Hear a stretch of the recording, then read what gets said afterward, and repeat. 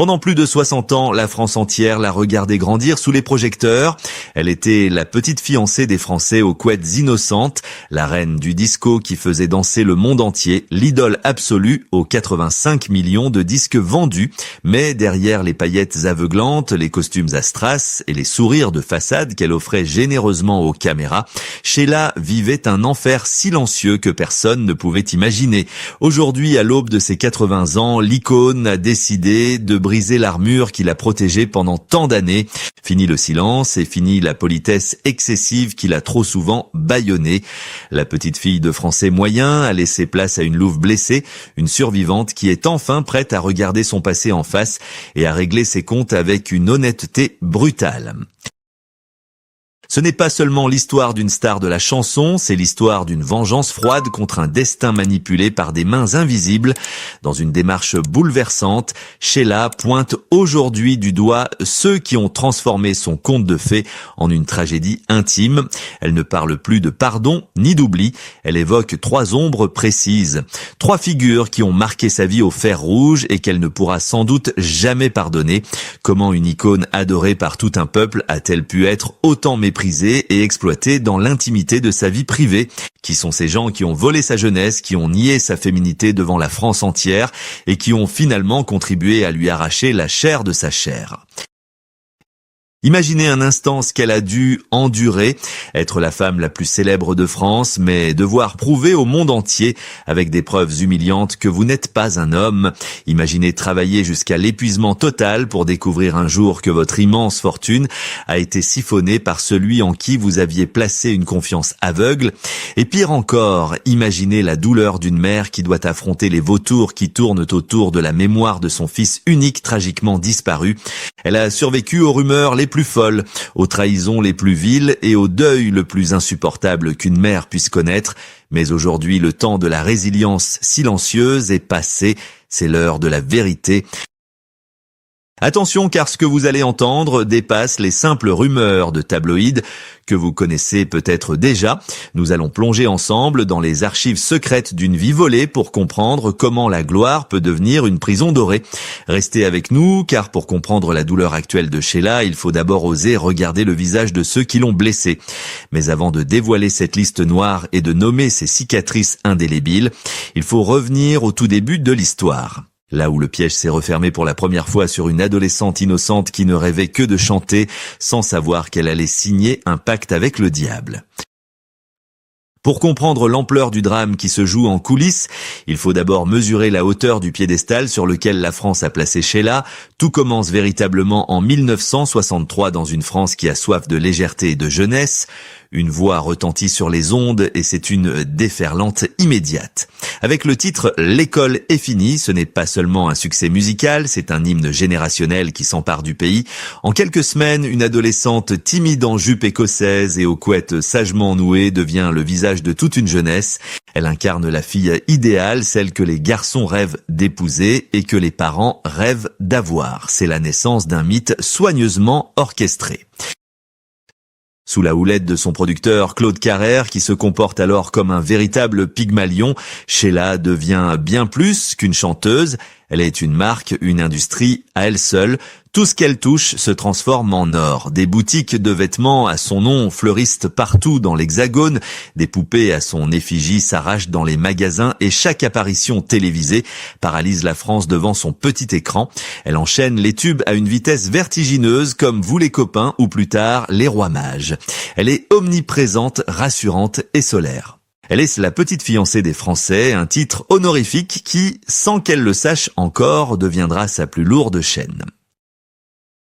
Mais le génie de Sheila ne s'arrête pas aux années yéyé.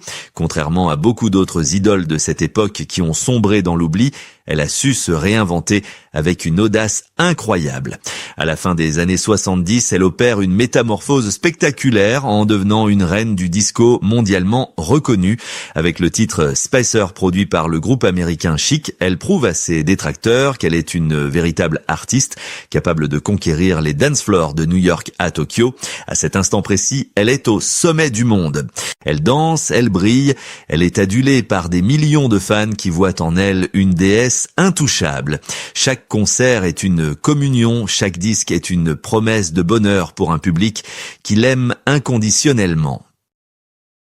Pourtant, derrière ce succès phénoménal et ces chiffres de vente qui donnent le tournis, se cache une réalité beaucoup moins féerique. Cette image de perfection, cette innocence éternelle qu'elle projette n'est pas seulement le fruit du hasard, c'est une construction rigide, un rôle qu'on lui a imposé et dont elle ne doit jamais sortir. Le public voit une star comblée, mais il ne voit pas les ficelles qui dirigent chacun de ses mouvements. Alors que les projecteurs l'aveuglent, elle ne réalise pas encore que sa réussite profite surtout à d'autres. Elle chante la liberté et l'amour, mais en réalité, elle est en train de devenir la prisonnière la plus célèbre de France. Pendant que la France danse sur ses rythmes endiablés, un piège doré est en train de se refermer doucement sur elle. Le système qui l'a créé est aussi celui qui commence à l'étouffer. Elle est la poupée de son, la poupée d'or, mais est-elle encore maîtresse de son destin? Alors que les années 80 approchent, les sourires sur les photos commencent à cacher une lassitude profonde et une vérité inquiétante que personne ne veut voir.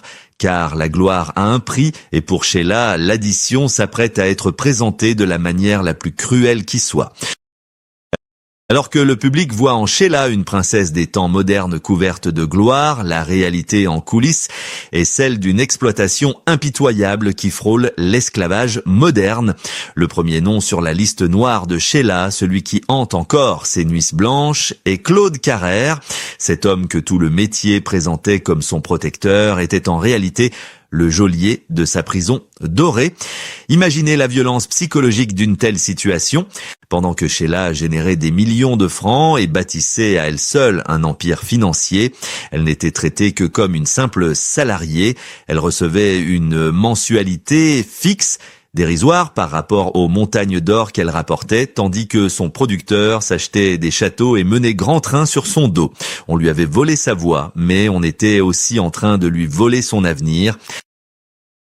Mais l'argent n'est pas la seule chose qu'on lui a prise, on lui a volé son identité. Carrère l'a enfermée dans ce personnage d'éternelle adolescente aux couettes, lui interdisant de grandir, de mûrir, d'être simplement une femme. À 20 ans passés, elle devait encore jouer à la petite fille sage pour satisfaire un plan marketing cynique. Elle était un produit, une marque déposée, dépossédée de son libre arbitre.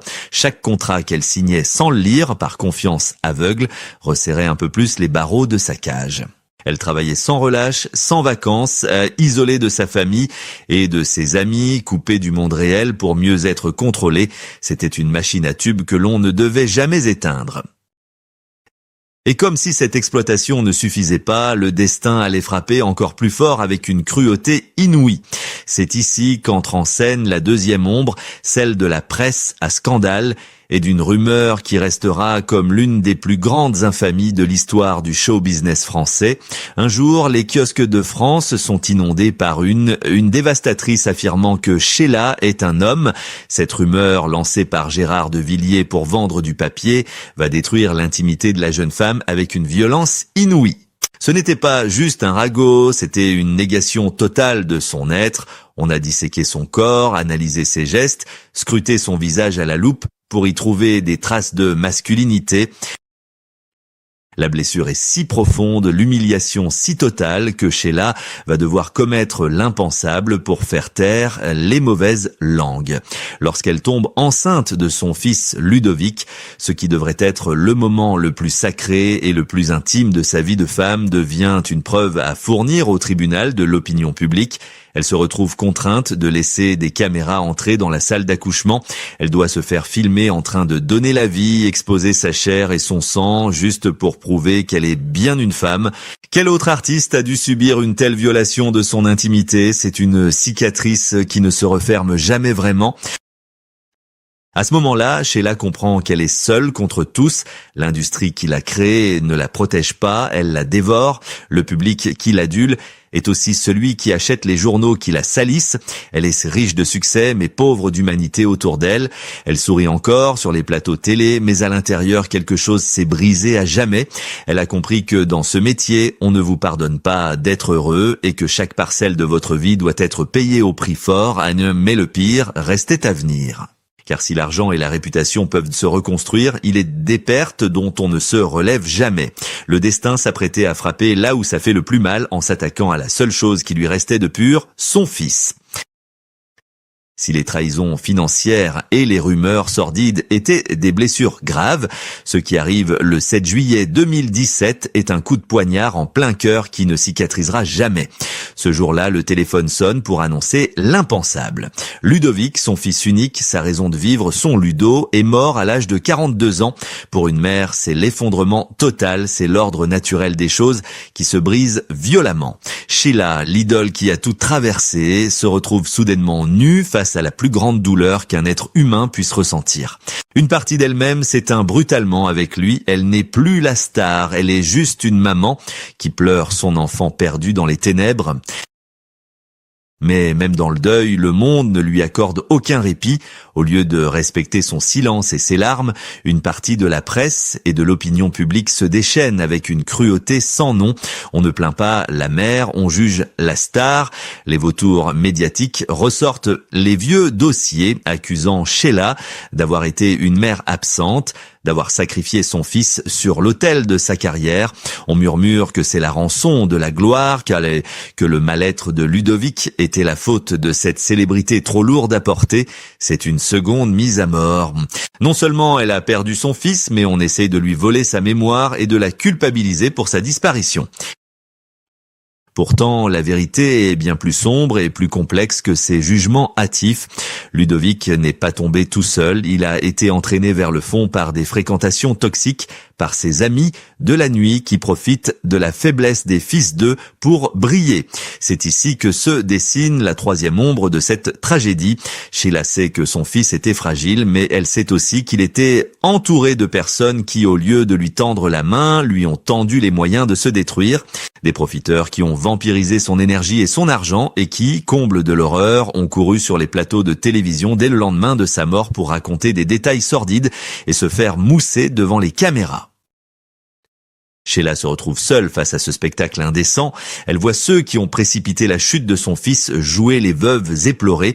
La colère se mêle alors à la douleur. Elle comprend que son fils a été victime de ce même système qui a failli la broyer elle aussi. La drogue, les excès, la quête désespérée de reconnaissance, tout cela a été alimenté par un entourage néfaste qu'elle n'a jamais pu éloigner.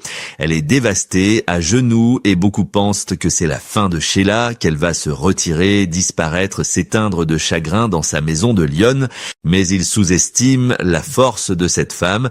Ils ont oublié qu'elle est une survivante. Au milieu des cendres de sa vie, une petite flamme de révolte commence à se rallumer. Elle ne laissera pas le mensonge triompher. Elle ne laissera pas l'histoire de son fils être écrite par ceux qui l'ont conduit à sa perte. Le chagrin est immense, mais la soif de justice l'est tout autant. Le temps des larmes va bientôt laisser place au temps de la parole, et cette parole, quand elle va se libérer, va faire trembler les murs du silence. Il aura fallu attendre l'hiver de sa vie pour que Sheila ose enfin briser les chaînes invisibles qui l'entravaient depuis l'adolescence. C'est une métamorphose saisissante. La petite fille sage a disparu pour laisser place à une guerrière qui n'a plus rien à perdre.